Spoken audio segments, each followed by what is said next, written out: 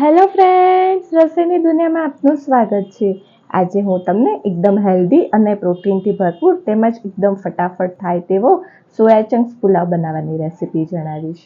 આ રેસીપીથી તમે એકવાર બનાવશો તો વારંવાર ખાવાની ઈચ્છા થશે તેવો બનશે। જો તમને આ વિડીયો ગમે તો લાઇક, શેર અને સબસ્ક્રાઈબ જરૂરથી કરજો અને તમારા ફ્રેન્ડ્સ અને રિલેટિવ્સમાં જરૂરથી શેર કરજો।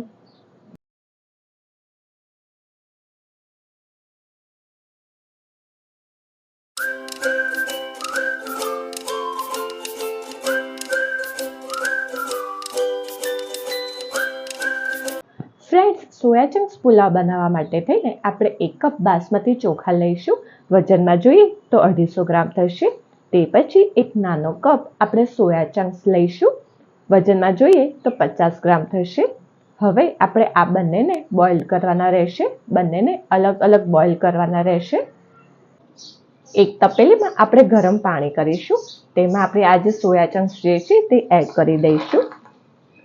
5 થી 10 મિનિટ સુધી આપણે આને બોઇલ કરવાના રહેશે।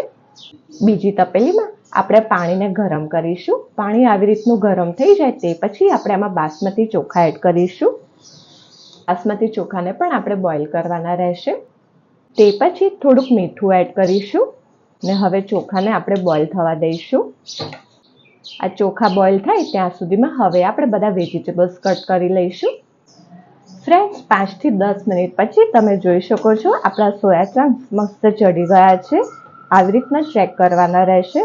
તમે જોઈ શકો છો મસ્ત ચડી ગયા છે। હવે આપણે આને ગાળી લઈશું। એક છન્ની લઈશું અને આ સોયા ચંક્સના આ બધું જ પાણી આપણે નિતારી દઈશું આવી રીતે। હવે આપણે આને થોડીક વાર ઠંડા થવા દઈશું।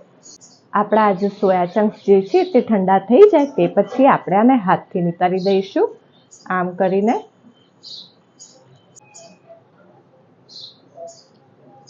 હાથથી એકદમ પાણી નિતારી દઈશું। આવી રીતના પાણી નિતારી દીધા બાદ આપણે તેને એક બીજા બાઉલમાં લઈ લઈશું।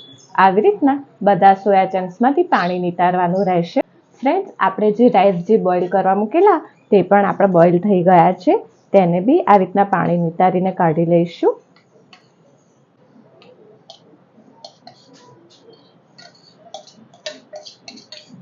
હવે આપણે આ બોઇલ રાઈસને સાઈડમાં મૂકી દઈશું। આ જે સોયા ચંક્સ જે છે તેને આપણે એકદમ પાણી નિતારીને રેડી કરી દીધા છે। હવે આમાં આપણે સ્વાદ અનુસાર મીઠું એડ કરીશું। ચોખાને આપણે જ્યારે બોઇલ કરેલા ત્યારે એમાં થોડુંક મીઠું એડ કર્યું હતું એટલે તે રીતનું આમાં મીઠું એડ કરવાનું રહેશે। અડધી ચમચી હળદર એડ કરીશું।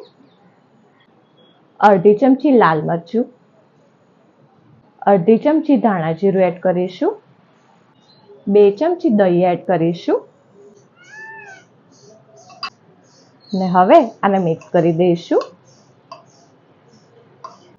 ફ્રેન્ડ્સ, આવી રીતે તમે સોયા ચંક્સમાં મસાલો કરીને તમે તેનો પુલાવ બનાવશો તો તમને ખાવાની ખૂબ જ મજા આવશે। ફ્રેન્ડ્સ, તો ચલો હવે આપણે બનાવીએ soya chunks pulao. Friends, soya chunks pulao બનાવવા માટે થઈને આપણે એક કઢાઈ મૂકીશું। તેમાં 1 ચમચી ઘી એડ કરીશું।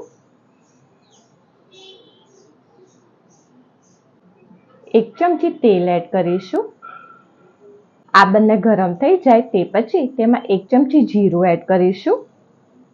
જીરું તતડે તે પછી 1/4 ચમચી હિંગ, 4 થી 5 કળી લસણ, 1 લીલું મરચું સમારેલું એડ કરીશું। થોડુંક છીણેલું આદું એડ કરીશું। આ બધાને 20 સેકન્ડ સાંતળીશું।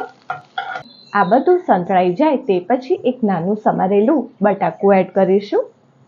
એક મીડિયમ સાઇઝનું કેપ્સિકમ સમારેલું એડ કરીશું। એક મીડિયમ સાઇઝનું ટામેટું એડ કરીશું। એક મીડિયમ સાઇઝની સમારેલી ડુંગળી એડ કરીશું। થોડીક સમારેલી ફણસી એડ કરીશું। આ બધાને મિક્સ કરી દઈશું। તમે આમાં તમને મનપસંદ હોય તેવા ગમે તે વેજીટેબલ્સ એડ કરી શકો છો। આ વેજીટેબલ્સ પૂરતું સ્વાદ અનુસાર મીઠું એડ કરીશું। તે પછી અડધી ચમચી હળદર એડ કરીશું। અડધી ચમચી લાલ મરચું એડ કરીશું। તીખાશ તમે તમારા ટેસ્ટ મુજબ સેટ કરી શકો છો। અડધી ચમચી ધાણા જીરું એડ કરીશું। અડધી ચમચી ગરમ મસાલો એડ કરીશું। આ બધાને આપણે મિક્સ કરી દઈશું. મિક્સ થઈ જાય તે પછી આપણે થોડુંક પાણી રેડીશું. હવે લો ટુ મીડિયમ ગેસ ઉપર આ બધા જ વેજીટેબલ્સને આપણે ચઢવીશું. ફ્રેન્ડ્સ, તમે જોઈ શકો છો આપણા વેજીટેબલ્સ મસ્ત ચઢી ગયા છે. તમે જોઈ શકો છો આવી રીતના બધા વેજીટેબલ્સને ચઢાવવાના રહેશે. તે પછી હવે આપણે આ જે સોયા ચંક્સ જે રેડી કર્યા હતા તે આમાં આપણે એડ કરીશું. તેને મિક્સ કરી દઈશું. હવે આપણે આને લો ટુ મીડિયમ ફ્લેમ ઉપર 2 થી 3 મિનિટ આવી રીતે ફ્રાય કરવાના રહેશે. આપણે આને ફ્રાય એટલા માટે થઈને કરવાના કે જેથી આનો જે બધો જે મસાલો છે તે એકદમ મસ્ત મિક્સ થઈ જાય અને થોડાક જે આપણે જે સોયા ચંક્સ જે છે થોડાક ક્રન્ચી બને તે માટે થઈને 2 થી 3 મિનિટ આને હલાવતા જવાનું રહેશે અને તેને ફ્રાય કરવાના રહેશે. આપણો મસાલો, સોયા ચંક્સ અને બધા જ વેજીટેબલ્સ એકદમ મિક્સ થઈ ગયા છે. તમે જોઈ શકો છો આજુબાજુથી તેલ છૂટું પડવા લાગ્યું છે. હવે આપણે ગેસને એકદમ ધીમો કરી દઈશું. હવે આપણે આ જે બાસમતી રાઈસ જે છે તે આપણે બાફ્યા હતા તે આપણે હવે આમાં એડ કરીશું.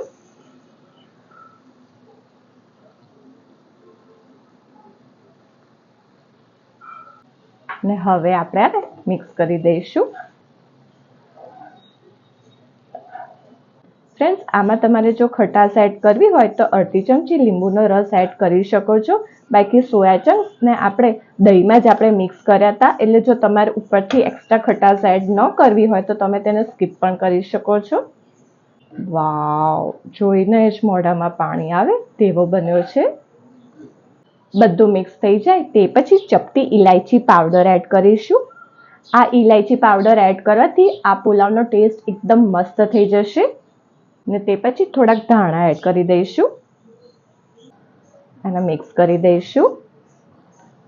અને હવે આપણે આને ધીમા ગેસ ઉપર 1-8 મિનિટ થવા દઈશું. ફ્રેન્ડ્સ, 1-8 મિનિટ પછી આપણે ગેસને બંધ કરી દઈશું. અને હવે આપણે આને સર્વિંગ પ્લેટમાં સર્વ કરી દઈશું.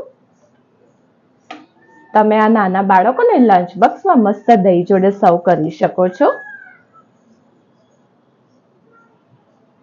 ફ્રેન્ડ્સ, તો આપણો ગરમા ગરમ એકદમ tasty soya chunks pulao ready છે. ફ્રેન્ડ્સ, તો આ સોયા ચંક્સ પુલાવ તમે રેગ્યુલર યુઝમાં પણ લઈ શકો છો તેમજ નાના બાળકોને તમે લંચ બોક્સમાં પણ ભરી શકો છો. આવી રીતે મસ્ત યમી યમી સોયા ચંક્સ પુલાવ આ રેસીપીથી બનાવશો તો નાના છોકરાઓને આ સોયા ચંક્સ પુલાવ ખૂબ જ ભાવશે. એક બોક્સમાં પુલાવ, એક બોક્સમાં દહીં. આ પુલાવ દહીં જોડે ખાવાની મજા જ કંઈક અલગ છે. ઉપર થોડાક ધાણા એડ કરી દઈશું અને બીજા બોક્સમાં ડ્રાય ફ્રૂટ્સ એડ કરી દઈશું. ફ્રેન્ડ્સ, તો આપણો એકદમ હેલ્ધી, પ્રોટીનથી ભરપૂર નાના છોકરાઓ માટે થઈને લંચ બોક્સ રેડી છે. ફ્રેન્ડ્સ, તો આપણો એકદમ હેલ્ધી અને એકદમ ટેસ્ટી તેમજ પ્રોટીનથી ભરપૂર સોયા ચંક્સ પુલાવ રેડી છે.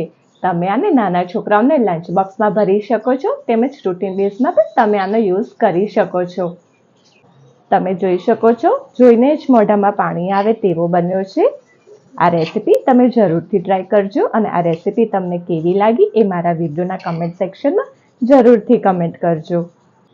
જો તમને આ વિડીયો ગમે તો તમારા ફ્રેન્ડ્સ અને રિલેટિવ્સમાં જરૂરથી શેર કરજો. ફ્રેન્ડ્સ, જો તમને આ વિડીયો પસંદ આવ્યો હોય તો સબસ્ક્રાઇબની જોડે બેલ આઇકોન ઉપર ઓલ બટન દબાવજો જેથી મારા બધા નવા વિડીયો તમને મળતા રહે.